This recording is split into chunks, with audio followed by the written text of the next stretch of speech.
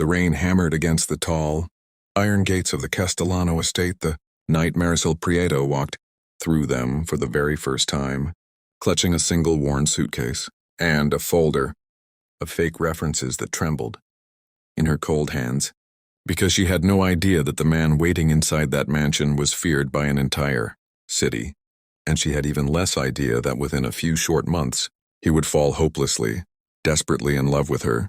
If this story about kindness, second chances, and love blooming in the most unexpected place moves something in you, hit that like button, drop a comment telling us where you're watching from, share this with someone who believes people can change, and subscribe to Whispering Tales Stories, because we bring you heartfelt stories every single week. Marisol was 26 years old and life had not been gentle with her. She had grown up in a cramped apartment above a laundromat, raised by a mother who worked 2 jobs until her body gave out. And by the time Marisol buried her, she was left with nothing but debt, a broken heart, and a burning need to survive. She had trained as a child caregiver, because children were the only creatures who had never once looked at her with judgment. So when an agency called her about a private position paying triple the normal rate, she didn't ask too many questions. She should have. The house she arrived at wasn't a house. It was a fortress disguised as luxury, with black cars lining the driveway, and men in dark suits who watched her every move without blinking. At the center of it all stood Adrian Salgado, a man whose name alone made grown men lower their eyes in the street. He was tall, sharp-jawed, dressed like he belonged on a magazine cover, but his eyes carried a weight that no amount of money could hide, the weight of a man who had buried more people than he had ever loved. His daughter, a quiet 7-year-old named Elira, hadn't spoken a real sentence in 8 months, not since her mother had been murdered in a car explosion meant for Adrian himself. Marisol didn't know any of this history when she first knelt down in front of Elira in the enormous marble foyer. All she saw was a little girl in a beautiful dress, sitting utterly alone on a staircase built for kings, hugging a stuffed rabbit with one ear torn off. Something in Marisol's chest cracked open right then and there, because she recognized that particular loneliness. She had lived inside it herself. The first weeks were brutal. Elira refused to eat unless someone forced her, screamed through the night with nightmares no one could soothe, and flinched whenever a door slammed too hard. The household staff whispered that 3 nannies before Marisol had quit within a week, unable to handle the child's silence or the father's temper. Adrian himself barely acknowledged Marisol's existence at first, treating her the way he treated furniture, useful, replaceable, invisible. He would come home past midnight smelling of cigar smoke and something darker, disappear into his study, and reappear only to ask coldly whether his daughter had eaten. But Marisol did something none of the others had done. She didn't try to fix Elira. She simply sat with her.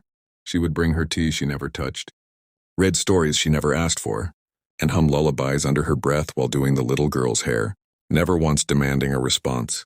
Slowly, so slowly that even Marisol almost missed it, Elira began leaving her bedroom door open a crack at night. Then she began sitting closer during story time. Then on a rainy Tuesday afternoon while they were baking clumsy, lopsided cookies in the kitchen, Elira looked up at her with flour on her nose and whispered her first full sentence in 8 months. "Can we make more?" Marisol had to turn away and pretend to check the oven so the child wouldn't see her crying. Word of this change reached Adrian through his housekeeper, and that night, for the first time, he didn't go straight to his study. He stood in the doorway of his daughter's room and watched Marisol tuck Elira into bed, watched his daughter actually smile in her sleep, and something long frozen inside his chest cracked just slightly. He said nothing that night, but the next morning, for the first time in a year, he sat down at the breakfast table with them instead of eating alone in his office. From there, small things shifted. Adrian began coming home earlier.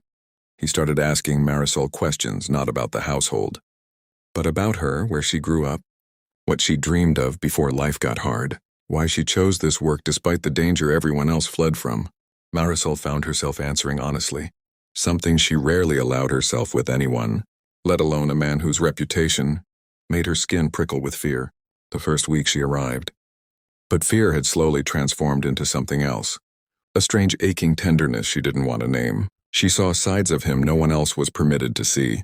She saw him sit outside Elira's door for an hour after a nightmare, too afraid to go in and make things worse, until Marisol gently pulled him inside by the sleeve and showed him how to simply hold his daughter.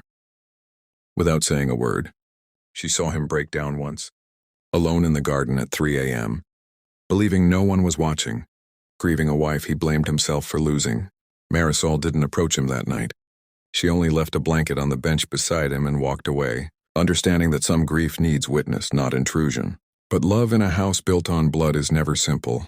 One evening, gunfire erupted near the estate's east wall, rival men testing Adrian's defenses, and in the chaos, Marisol grabbed Elira and threw her own body over the child's without a second thought, shielding her from shattering glass as guards exchanged fire in the darkness.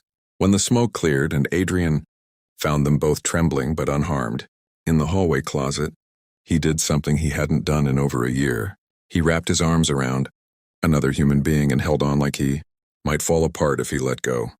In that shaking embrace, surrounded by broken glass and the metallic smell of gunpowder, he whispered that he was sorry for the danger he had pulled her into, and Marisol, still trembling, whispered back that she wasn't leaving, not because of the money, but because Elira, and maybe he too, needed someone who wouldn't run. That night changed everything between them. Adrian began fighting an internal war he never expected, a war between the ruthless empire he had built to protect his family and the terrifying vulnerability of loving a woman with a heart too pure for his world. He tried to push her away twice, coldly telling her she should leave for her own safety, but each time he found himself standing outside her door at midnight, unable to stay away, unable to pretend he didn't need her steady presence, the way a drowning man needs air. Marisol struggled too.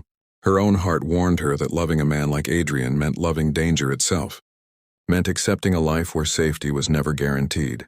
She thought of her mother, who had worked herself to death chasing stability, and wondered what her mother would say if she saw her falling for a man whose enemies wanted him dead. But every time she looked at Elira laughing freely now, every time she caught Adrian gently ruffling his daughter's hair with a softness the world never saw, she understood that beneath the empire and the fear, there was a man capable of real, redemptive love, if someone was brave enough to see it. The turning point came on an ordinary afternoon, sunlight pouring through tall windows, when Adrian found Marisol in the garden teaching Elira how to press flowers into a book. He stood watching for a long moment before walking over, kneeling down to Elira's height, and asking his daughter in front of Marisol whether she would be upset if her father asked Marisol to stay with them forever, not as a babysitter but as family. Elira's answer was to throw her small arms around both of them at once, and Marisol, overwhelmed, could only nod through tears as Adrian gently took her hand, his voice breaking as he admitted that she had done what an empire of money and power never could. She had brought his family back to life, and somewhere along the way, she had brought him back to life too. If this story touched your heart even a little, please take a moment to like this video, leave a comment sharing what part moved you most, and share it with someone who still believes broken people deserve gentle love, because stories like Marisol's deserve to be heard by more hearts. Before we close this story, we have a special request. Please type the word family in the comments if you believe love can heal even the most guarded hearts. In the months that followed, the mansion that once echoed with silence and grief slowly filled with laughter, with flower-dusted afternoons in the kitchen, with bedtime stories read by two voices instead of one, and with a little girl who no longer flinched at slammed doors, because she finally understood that some people stay. Marisol never expected to find love inside a mafia boss's fortress, and Adrian never expected a poor babysitter with nothing but a worn suitcase to be the one who finally taught him how to feel safe enough to love again. But sometimes the most powerful hearts are rebuilt not by wealth or power, but by the quiet, patient kindness of someone who simply refuses to give up on you.